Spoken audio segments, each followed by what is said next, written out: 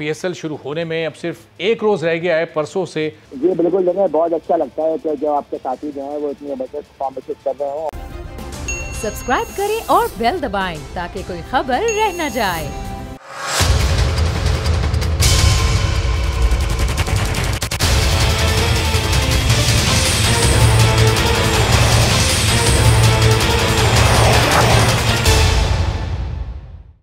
Programme में एक बार फिर आपको खुशामदीद कहते हैं और पीएसएल शुरू होने में अब सिर्फ एक रोज़ रह गया है। परसों से इस रंगारंग टूर्नामेंट का आगाज़ होना है और टूर्नामेंट के आगाज़ से पहले कुछ कोविड पॉजिटिव केसेस की वजह से थोड़ी बहुत परेशानी ज़रूर है, लेकिन उम्मीद यही है कि सूरत-ए-हाल बहुत बेहतर हो जाएगी। हमने देखा कि वहाब रियाज, हैदर अली, कामरान अकमल, इन तीनों के कोविड पॉजिटिव अब आ चुके हैं, टेस्ट इनके पॉजिटिव आए। इसके साथ साथ वसीम अकरम जो कराची किंग्स के डायरेक्टर हैं, उनको वो भी कोविड पॉजिटिव हो चुके हैं। तो कुछ रोज़ ये लोग आइसोलेशन करेंगे, उसके बाद टूर्नामेंट में दाखिल हो जाएंगे और टूर्नामेंट अपनी पूरी रानाई के साथ और पूरे रंग के साथ ही अपना रंग जमाने में बहरहाल कामयाब होगा। अब टीम्स की तैयारी कैसी है, कॉम्बिनेशन कैसा है, और फिर बाबर आजम, मोहम्मद रिजवान और शाहीन आफरीदी को इस टूर्नामेंट से पहले आईसीसी अवार्ड्स मिल चुके हैं, तो अब वो इन अवार्ड्स के साथ और ज़्यादा जोश और जज्बे के साथ इस टूर्नामेंट का आगाज़ करेंगे। तो पाकिस्तान के साबिक कप्तान और कोयटा ग्लैडिएटर्स के कप्तान सरफराज अहमद साहब हमारे साथ मौजूद हैं। अब पीएसएल भी आने वाला है और पाकिस्तान के खिलाड़ियों को अवार्ड्स भी मिले हैं। ज़रा इस सिलसिले में कुछ गुफ्तगू करते हैं सरफराज साहब से। सरफराज साहब, बहुत शुक्रिया प्रोग्राम के लिए, आपने वक्त निकाला। बाबर आजम जो पाकिस्तान टीम के इस वक्त कप्तान है, आपकी कप्तानी में भी खेले हैं, उनको वनडे प्लेयर का अवार्ड मिला आईसीसी का। शाहीन आफरीदी, फिर मोहम्मद रिजवान को T20 player of the year award मिला।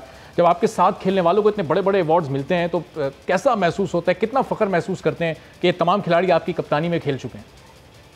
देखो जी, बहुत अच्छा लगता है कि जब प्लेयर जो है वो आपके साथ खेलते हुए अपनी सक्सेस हासिल करते हैं। तो पहले तो इन तीनों प्लेयर्स को बहुत बहुत मुबारकबाद कि इन्होंने आईसीसी के अवार्ड जीते और इनके लिए नेक ख्वाहिशात के ऐसे ही वो पाकिस्तान का नाम जो है रोशन करते रहे।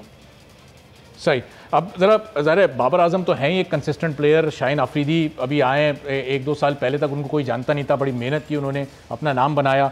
मोहम्मद रिजवान, ज़ाहिर है आप टीम से आपने उनके लिए जगह छोड़ी, वो टीम में आए, उन्होंने परफॉर्म किया। तो इसको एक हेल्दी कंपटीशन के तौर पर अगर पॉजिटिव एंगल से हम देखें तो आपको महसूस होता है एक फ़ख्र कि यार मेरी जगह एक ऐसा प्लेयर आया और उसने इतना ज़बरदस्त परफॉर्म किया कि आज उसे नंबर 1 होने का अवार्ड मिला है। तो कैसी फीलिंग्स आती हैं सरफराज साहब? जी बिल्कुल, जगह बहुत अच्छा लगता है कि जो आपके साथी जो हैं वो इतनी जबरदस्त परफॉर्मेंसेस कर रहे हो और ये बिल्कुल हेल्दी एक कॉम्पिटिशन है। जैसे कि रिजवान माशाल्लाह इस वक्त पाकिस्तान के लिए बड़ी जबरदस्त परफॉर्मेंसेस कर रहा है और उसका रिवॉर्ड जो है उसको भी आईसीसी का जो है बेस्ट T20 प्लेयर मिला है। तो बिल्कुल उसके लिए बहुत ख्वाहिशात है, दुआ दी गई है कि वो ऐसे ही पाकिस्तान के लिए खेलता रहे और अच्छी परफॉर्मेंसेस करता रहे। अच्छा, और सरफराज साहब इन खिलाड़ियों की परफॉर्मेंस में पीएसएल का कितना बड़ा रोल आप देख रहे हैं? चूँकि अब चंद घंटों की दूरी पर ही पीएसएल है, ज़ाहिर है, और अब कोयटा को जो ट्रॉफी थी वो जीते हुए भी काफ़ी टाइम हो गया, लेकिन ज़रा इन खिलाड़ियों की परफॉर्मेंस में पीएसएल का कितना किरदार है, इसका जवाब दे दें, फिर ज़रा पीएसएल की तरफ भी आते हैं। देखिए, पीएसएल एक बहुत अच्छा प्लेटफॉर्म है और इंटरनेशनल लेवल की जो है वो क्रिकेट होती है यहाँ पे और आउटस्टैंडिंग क्रिकेट होती है। तो बहुत मदद मिलती है प्लेयरों को कि वो यहाँ से खेल के, ऐसा एनवायरनमेंट यहाँ पे बना हुआ है कि इंटरनेशनल क्रिकेट का माहौल है और तमाम लड़के जो हैं इस माहौल से एडजस्ट होकर जो है, मोस्टली यही थोड़ा सा माहौल होता है, थोड़ा डिफरेंट एटमॉस्फेयर वही होता है, लेकिन इसी तरीके का एनवायरनमेंट होता है। तो ये लड़कों को बहुत ज़्यादा हेल्प करता है इंटरनेशनल क्रिकेट के लिए पीएसएल करने। सही। और ज़ाहिर है पीएसएल में बड़ी इस बार बहुत मुश्किल कंडीशंस होंगी, जो सिक्योरिटी प्रोटोकॉल्स हैं उनको भी पूरा ख्याल रखना होगा। किसी मौके पर यह भी हो सकता है कोई ओवरसीज़ या आपकी अपनी टीम के कोई बड़े मेन प्लेयर्स अवेलेबल ना हो। कैसी इस वक्त कोयटा की टीम की तैयारी है? परफॉर्मेंस वाइज टीम जेलन है? हमेशा हम देखते हैं कि यूनिट की तरह आप लोग खेलते हैं, लेकिन पिछले 1-2 साल से ट्रॉफी से थोड़े दूर हैं। जी बिल्कुल सही कह रहे हैं, ट्रॉफी से थोड़ा दूर रहे हम लोग पिछले 2 साल से। तो कोशिश करेंगे जो गलतियाँ हमने दोहराई हैं पिछले सालों में तो उसको ना दोहराएं और एक राइट कॉम्बिनेशन के साथ जो है वो टीम को उतारें। और जहाँ तक रही बात प्लेयर्स अवेलेबल का ना होना, देखें ये बड़ा सेटबैक रहा है हमारा पिछले साल की और हम कोशिश करेंगे कि ऐसी नौबत ना आए और हमारे पास प्लेयर जो है वो बेंच से भी अवेलेबल है ताकि हमारे ऐसी कोई परेशानी ना देखने को मिले। सही। और सरफराज भाई, ये जो आपने आज़म खान को रिलीज़ किया इस बार, आज़म खान तो हमेशा से कोयटा ग्लैडिएटर्स का पार्ट रहे हैं, वो कि उन्हें कोई ख़ास मौके नहीं मिल सके, कुछ वो बेहतर परफॉर्म भी नहीं कर सके, तो क्या डिस्कशन हुई थी? चूँकि मोइन खान साहब उनके वालिद तो अभी भी टीम के साथ एसोसिएटेड हैं, तो पूरी टीम का मुश्तरका फैसला था कि उनको रिलीज़ कर दिया जाए, उनकी जगह कोई मुतबादिल खिलाड़ी लाया जाए तो उससे शायद बेहतर कॉम्बिनेशन बन सके। क्या सोच थी इस फैसले के पीछे? देखिए एक्चुअली जो है ना, ये रेटिंग के ऊपर जो है वो आजम गए हैं और इफ्तिखार अहमद हमारे पास आए और डेफिनेटली कोई भी नहीं चाहता कि आपका एक वो प्लेयर जो कि आपके साथ काफ़ी टाइम से खेल रहा हो और वो टीम से चला जाए। और बिल्कुल T20 फॉर्मेट ऐसा फॉर्मेट है कि जितने प्लेयर आगे पर रेगुलर खेलते रहेंगे वो उतनी अच्छी परफॉर्मेंस ही करते होंगे। तो अनफॉर्चुनेटली जो है वो आजम इस बार हमारे पास नहीं होंगे। और अभी सबका मैनेजमेंट ने एक फैसला किया कि हमें इस तरीके से करना चाहिए, तो सबका मिलकर का ये फैसला था और सबने मिलकर ये काम किया। तो जाहिर सी बात है बिल्कुल भी हमें आजम को बहुत ज़्यादा मिस करेंगे, क्योंकि हमारे साथ उसका बड़ा अच्छा टाइम रहा है और वो शुरू से ही कोयटा ग्लैडिएटर का पार्ट रहा है जब से वो आया। और आई थिंक इसमें क्रेडिट जो है वो नदीम भाई को और आजम भाई को जाना चाहिए। तो वो जाहिर सी बात है वो उस वक्त उन लोगों ने सपोर्ट किया, तो जब उसको कोई भी सपोर्ट नहीं करता, माशाल्लाह अब उसका नाम है, तो उसके लिए मेरी ख्वाहिशात है कि वो दूसरी पंचायत से अच्छी परफॉर्मेंस करे। और कोयटा के खिलाफ इस्लामाबाद का मैच और उसमें आजम खान आए बैटिंग के लिए और लगा दें कोई 4-5 बड़े बड़े छक्के, तो कोयटा खासतौर पर सरफराज अहमद को और मोइन खान को उस वक्त क्या महसूस होगा? देखें ये हमारा जो है ना बड़ा सा हमारा रिकॉर्ड जो है ना वो अच्छा नहीं रहा है। जो प्लेयर भी हमारे पास से जो है ना उसने हमें कूटा कर दिया। अच्छा, फिर अब उमर अकमल को भी आप लोग लेकर आए वापस 2-3 साल के गैप के बाद। काफ़ी अरसे से वो इंटरनेशनल क्रिकेट नहीं खेल रहा है, फिर पाबंदी का भी उनको सामना था। तो ये किसका, सरफराज अहमद साहब का अपना फैसला था या नदीम उमर साहब उनको लाना चाहते थे, मोइन खान साहब की ख्वाहिश थी? कोयटा में कौन उमर अकमल को इतना पसंद करता है, क्योंकि अभी तक कोई बड़ी परफॉर्मेंस उनकी नहीं सामने आई है PSL में कोयटा के साथ? नहीं देखें, अगर आप उमर अकमल की PSL का रिकॉर्ड देखें तो हमें ऐसा लगता है और मुझे भी ऐसा लगता है कि जो उसकी बेहतर परफॉर्मेंस थी, जो सबसे अच्छी परफॉर्मेंस थी वो उसने हमारे लिए की जब हम सीजन 4 में चैंपियन हुए थे। तो बड़ी रिस्पॉन्सिबल उसने जो है ना इनिंग खेलनी थी हमारे लिए।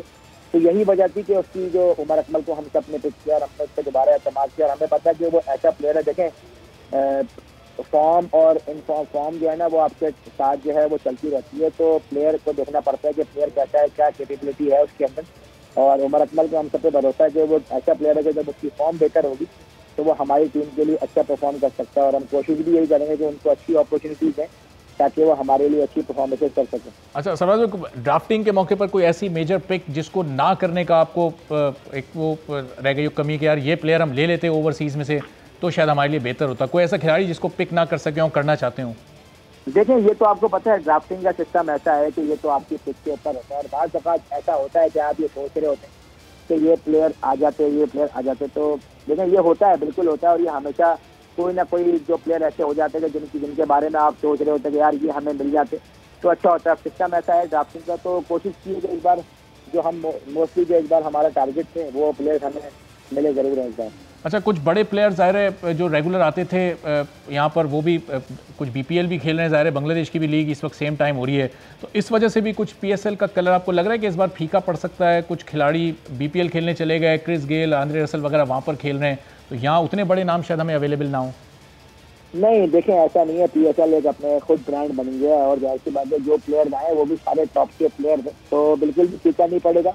और क्रिकेट बहुत अच्छी होती है, बहुत क्वालिटी क्रिकेट होती है PSL के अंदर। तो इंशाल्लाह बिल्कुल इस तरीके से हर साल PSL बेहतर से बेहतर होती है, इंशाल्लाह इस बार भी और बेहतर से बेहतर होगी। अच्छा, PSL की कामयाबी के लिए हर साल हम यही क्यों सुन रहे होते हैं, कुछ नाक़दीन कुछ एनालिस्ट कह रहे होते हैं कि जी इंटरनेशनल ओवरसीज़ बड़े नाम नहीं आए, दुनिया के बड़े खिलाड़ी नहीं आ रहे, वो जॉस बटलर नहीं आ रहा, वो केन विलियमसन नहीं आ रहा, ग्लेन मैक्सवेल नहीं आ रहा। पाकिस्तान के अपने पास भी बाबर आजम है, मोहम्मद रिजवान है, खुद सरफराज अहमद हैं, शाहीन आफरीदी है, हारिस रऊफ़ है और शादाब खान है, जिनको खुद लीग क्रिकेट खेलने बिग बैश वाले बुला रहे होते हैं, खिला रहे होते हैं। तो हमें क्यों ओवरसीज़ प्लेयर्स की, बड़े बड़े प्लेयर्स की ज़रूरत है जब हमारे अपने मुल्क में इतने बड़े बड़े सुपरस्टार्स हैं?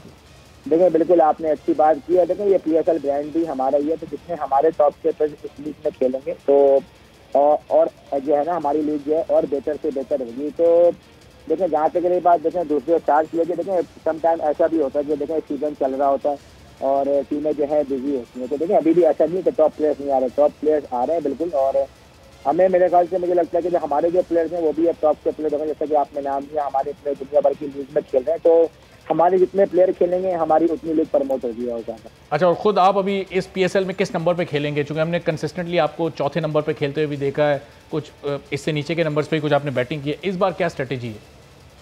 देखिए स्ट्रेटेजी बिल्कुल वही है कि ऊपर के नंबर पे बैटिंग करनी है 3 और 4 के बीच में और अपने टीम के लिए अच्छी परफॉर्मेंसेस करनी है। और पाकिस्तान टीम में वापसी के लिए इस PSL को फोकस कर रहे हैं कि ऐसी परफॉर्मेंस देनी है इस बार सरफराज अहमद ने कि आइंदा ज़ाहिर उस स्क्वाड में तो आप शामिल होते हैं लेकिन अब उस 11 में भी दोबारा जगह बनानी है और फिर बाहर नहीं आना है। देखिए बिल्कुल टारगेट यही होता है, मैं हमेशा ये कहता हूँ और अभी भी बार बार ये कहता हूँ, देखिए कोई भी टूर्नामेंट जिस लड़के को टीम में जगह बनानी है तो कोई भी टूर्नामेंट हो, चाहे वो PSL हो डोमेस्टिक हो, तो उसके सामने वो टूर्नामेंट होता है। और वो कोशिश यही करे कि अपनी बेस्ट से बेस्ट परफॉर्मेंस देने की कोशिश करे। तो मेरे पास भी यही टारगेट है कि मैं कोशिश करूँ कि जैसे लास्ट ईयर PSL में मैंने अच्छी परफॉर्मेंसेस की थी और कोशिश करूँगा कि इस साल भी जो है वो अच्छी परफॉर्मेंस की थी। बाकी चांस मिलना है ना मिलना वो देखें, वो किस्मत की बात। बहुत बहुत शुक्रिया। सरफराज अहमद, पाकिस्तान के साबिक कप्तान, कोयटा ग्लैडिएटर्स के कप्तान, हमारे साथ मौजूद थे और कह रहे थे कि गुज़िश्ता PSL में भी उन्होंने बेहतर परफॉर्म किया और इस बार भी उनकी कोशिश होगी कि PSL में ऐसी धमाका खेज परफॉर्मेंस दें कि पाकिस्तानी स्क्वाड में तो उनको जगह मिलती है, पाकिस्तान की टीम में भी उनकी वापसी हो सके। और उन्होंने कहा कि ज़ाहिर ये उनका काम नहीं, ये तो सिलेक्टर्स का काम है, मेरा काम सिर्फ परफॉर्मेंस देना है। तो हमारी भी उम्मीद और दुआ है कि सरफराज इस टूर्नामेंट में बेहतर परफॉर्म करें और ये टूर्नामेंट भी कामयाबियों से हमकिनार हो। आज के प्रोग्राम से इजाज़त दीजिए, अल्लाह हाफ़िज़।